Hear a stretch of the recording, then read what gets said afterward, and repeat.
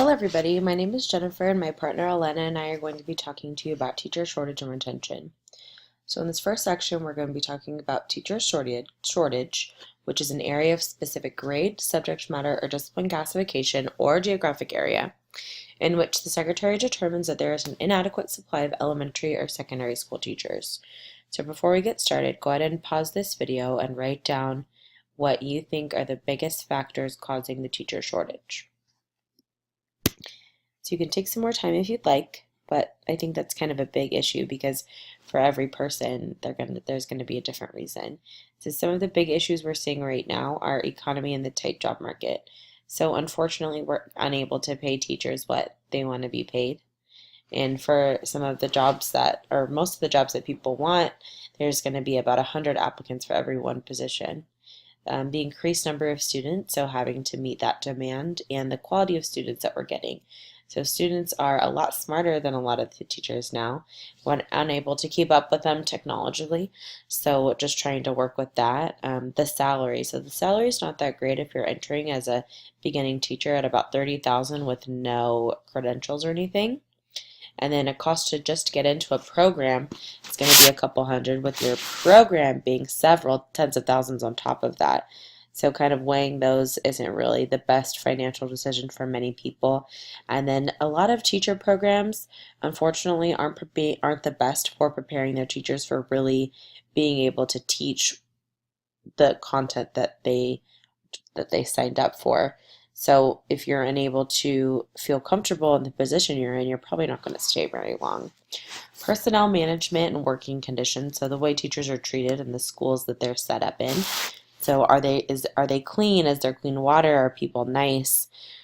When was the last time that it was deep cleaned? Is there clean water? Do you feel comfortable there? Is it healthy?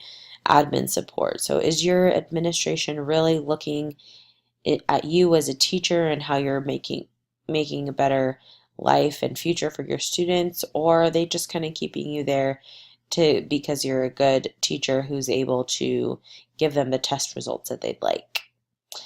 People retire and have personal issues, so those are some things that you're going to see in any profession, as well as burnout and high stakes testing. So this is becoming a factor because of the way that teachers are evaluated based on student performance on high stakes testing. Unfortunately, we're being expected to teach content that we know that we should have mastered before our teaching program. And although we are expected to stay current and stay on top of it, our focus then turns into how to be a better teacher and how to create lesson plans and how to teach students how to be good students. And that kind of loses your content, kind of gets put on the back burner for a little bit, but it's still really important, as we all know. And high stakes testing is something that most teachers and students know isn't the best way to evaluate. Unfortunately, it still is. So in the United States, there has been a teacher shortage, not in every subject or state, but since 1990. If you follow this link here, it will take you to a page that looks similar to this. The teacher shortage areas nationwide listing for 1990 to the 2017 school year. So scrolling down, or scrolling to California, we see that the highest need in 1990 were for bilingual education, life science, and physical sciences in K through 12. And as you look through this, you'll see that bilingual education stays, science and physical sciences, but then it starts to change throughout the years, and you see reading, music, foreign language, industrial arts, drama, math, humanities, and different things up until 2017. These are the current areas of need, or last year's current areas of need. So it's expected that the United States will hire an estimated 2 million new teachers within the next 10 years, which is a lot. Our students are unfortunately negatively affected by this because of the turnover, the teacher stability or instability exposed to the students, and the inexperienced teachers. So yes, being able to fill the classrooms is great, but at what cost, and which quality of teachers are we producing at such a quick rate?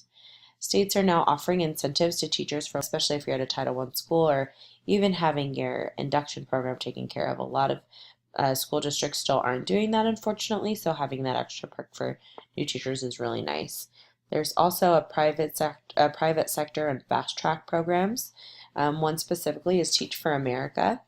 And there's been an extensive growth for these type of programs. They're based outside of the university settings, and they are more designed for schools in under-resourced areas to offer approaches that are based with technology and different educational pedagogies. In the state of California, our highest areas of need are special ed teachers, EL teachers, and teachers in low-income areas in large cities. What we are doing to combat this is shortening time restrictions for high-need areas, such as science and math. I know specifically if you are wanting to be a math teacher and you're able to find a place in a teacher internship program, you can find a job almost immediately out of high school, which is great in many aspects, but then it can be argued not so great. Also, I know that if you are a teacher outside of California, it was previously that you needed to work in another state for 3 years, and now they have lowered it down to 2. Some of the proposals for the governor for the 18-19 school year are kind of exciting. So this is what the budget looks like. And so some of the some of the proposals that he's discussing are $3 billion to finish the LCFF, $5 million to assist local schools in identifying needs with low-performing students groups, $6.5 million in new state agencies for student performances, $100 million to recruit and train new special ed teachers, and more to improve the usefulness of the school dashboard. So reading through that, there are a couple of really exciting things that could happen in the next year. Hopefully they do. And then when talking to a teacher, when interviewing a teacher on her thoughts on the subject, she's been a teacher since 1998 and was hired on an emergency credential. So there was a need for teachers back then. What she's seeing a lot of teachers leave for are teacher burnout. So they're just feeling that they've been there for too long. They're tired. They've been doing the same thing over and over. So kind of an idea to combat that is taking a year off, taking a sabbatical, and seeing if that can change their outlook, which could be nice if it's allowed. Teachers are also being required to teach more than content, but based on content. So kind of what we talked about before. A lot of teachers are expected to raise students, which can be so rewarding, but also very tiring.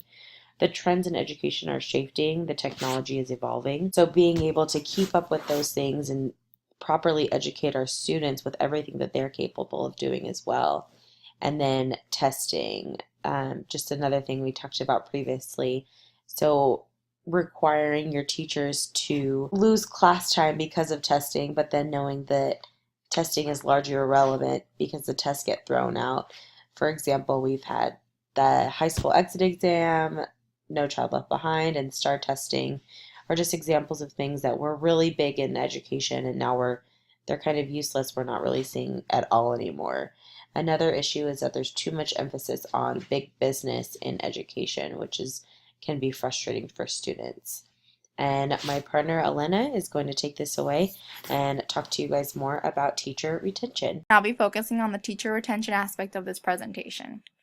Well, there are various factors that influence teacher retention within education. I'll be discussing 5 different factors and expanding on them. Factors that influence teacher retention include quality of teacher preparation and qualifications, personnel management and lack of support, poor working conditions, burnout within the profession, and the pressure associated with high-stakes testing. Just to give you an idea of where we stand with teacher retention, in a study conducted by Arnott and Bowles in 2016, 1/3 of the participants stated that they intended to leave the teaching profession. 53% of the participants stated they only wanted to teach for up to 10 more years, and only 23% wanted to stay in the profession until retirement.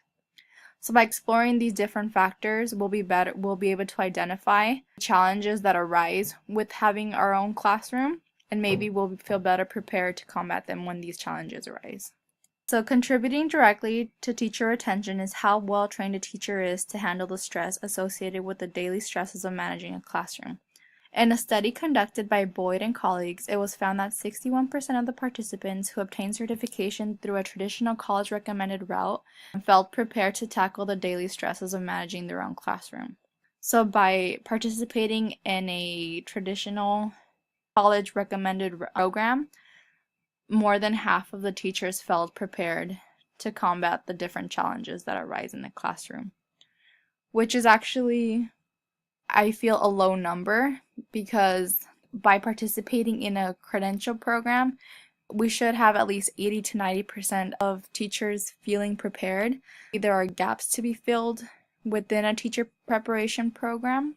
Having completed an effective credential program that discusses strategies and solutions to common classroom management issues is key to helping a new and existing teacher feel prepared in the classroom. So there is going to be a need to fill those gaps. Better preparation and assistance from administrators and colleagues through a teacher induction program has become a major focus in school reform.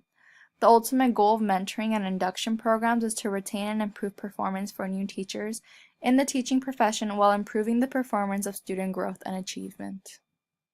Another factor that influences teacher retention is the type of personnel management and support that both new teachers and experienced teachers receive.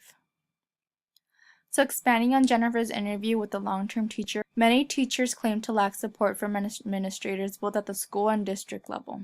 According to a study on teacher attrition and mobility, where approximately 8,400 teachers in the U.S. were surveyed, almost 40% of the teachers left their teaching position, citing inadequate support from administration as their primary reason for leaving.